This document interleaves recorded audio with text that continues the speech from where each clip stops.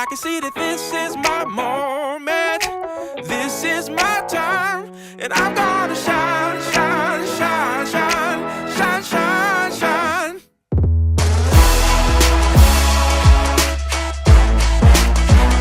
And I'm gonna shine, shine, shine, shine, shine, shine, shine. Talking to myself, said you gotta go.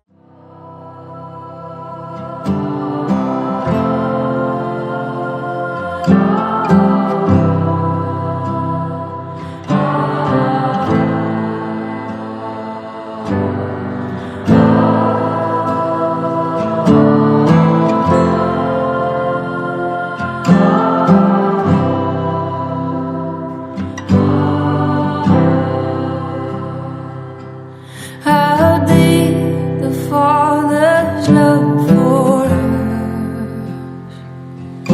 how vast beyond no measure,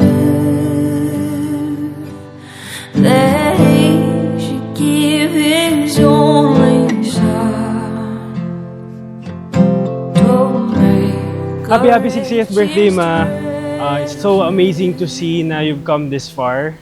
Na you still have that youthful energy and that beautiful face na very young pa din kahit alam mo na senior ka na ngayon. But for me, my wish for you is sana you still have that energy until 70, 80 na you still do the things you want to do in life, and I'm here to support you all the way.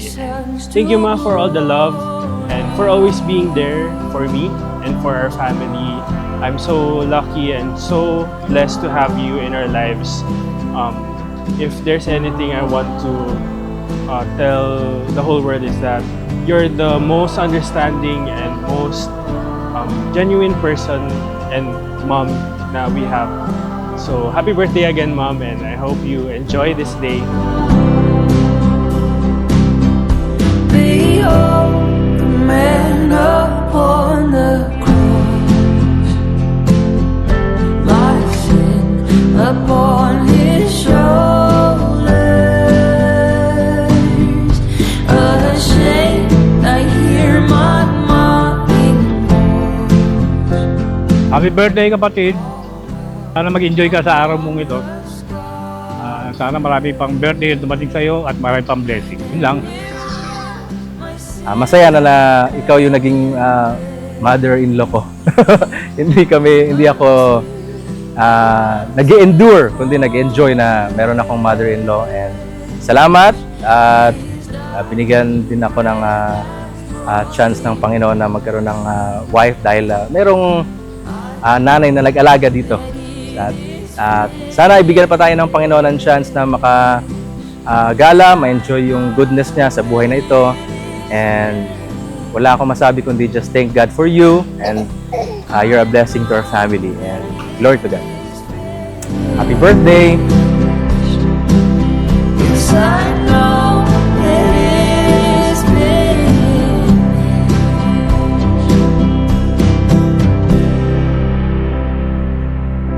I will not boast in anything.